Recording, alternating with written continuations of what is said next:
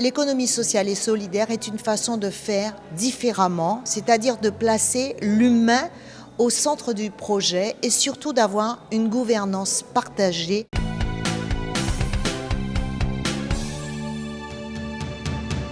Je pense que c'était très important de parler d'économie, de parler d'entrepreneuriat ce soir et d'avoir un public jeune pour montrer que c'est l'avenir de la Guadeloupe et en particulier sur une économie dont on ne parle pas suffisamment, qui est l'économie sociale et solidaire, parce que ce concept, qui n'est pas un concept abstrait, c'est peut-être l'avenir pour la Guadeloupe.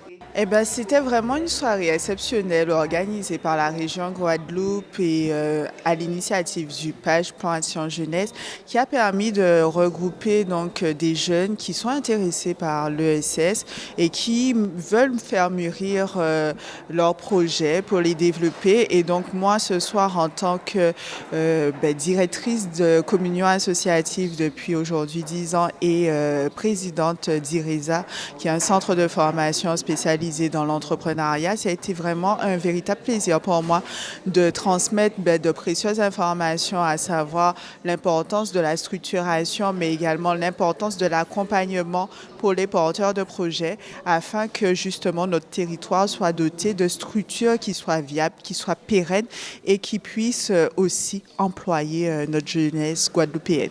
Nous avons eu des oreilles attentives sur les propos, sur le message que vous voulez passer sur l'EFS. Marius l'a dit, il faut aujourd'hui que nous arrivions à réconcilier l'entrepreneuriat avec l'ESS. Donc on a tenté de le faire, on a réussi pratiquement de le faire aujourd'hui, je pense, parce qu'on a vu sur la qualité des échanges qu'il y avait un intérêt pour ce nouveau modèle économique pour la Guadeloupe. Bon, on a appris qu'il existe pas mal de choses, pas mal de structures, pas mal d'entreprises, pas mal de partenaires en termes d'économie sociale et solidaire. Ça gagnerait à être un peu plus connu pour qu'on puisse aboutir à de véritables projets intéressants pour les jeunes Guadeloupéens notamment.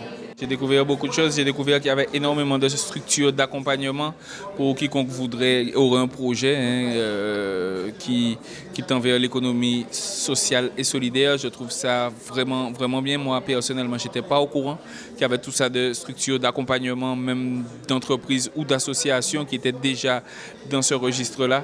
Je trouve, comme mon collègue l'a dit, que ça gagnerait à être plus médiatisé. Enfin, pas plus médiatisé, puisque je pense que tous les acteurs de ce domaine font déjà le travail, mais qu'il faudrait communiquer différemment pour que ça atteigne un autre public, pour que le public s'élargisse, pour que des gens qui pour l'instant n'ont pas accès à l'information y aient accès, parce que vraiment ça gagne à être connu. C'est super intéressant. Je pense que c'est le moyen de développer une alternative guadeloupéenne, bien guadeloupéenne, et ce serait super.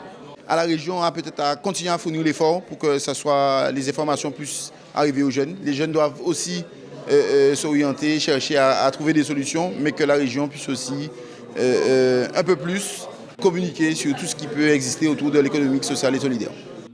Il y a une opportunité à saisir, il y a de belles réussites, il y a une organisation qui est mise en place et je crois que c'était bien de pouvoir expliquer de manière à donner envie aux jeunes d'aller vers cette forme d'entreprise parce que demain, pour la Guadeloupe, ça peut être une chance et il faut pouvoir la saisir et c'est ce message que nous avons voulu passer. Mais je pense qu'on a eu une belle écoute et en même temps des questions très pertinentes. En tout cas, moi, je considère que c'est une très belle réussite et je veux féliciter toutes les parties prenantes ce soir, ainsi que les services qui ont organisé cet after-work qui était destiné à la jeunesse guadeloupéenne. Si j'ai un conseil à prodiguer aux jeunes, c'est vraiment de ne pas hésiter à solliciter toutes les instances qui sont sur le territoire, donc le plan Action Jeunesse mis en place par la région Guadeloupe, il y a le CRES, il y a des structures comme la mienne, Communion associative et également IRESA qui existent pour pouvoir former les acteurs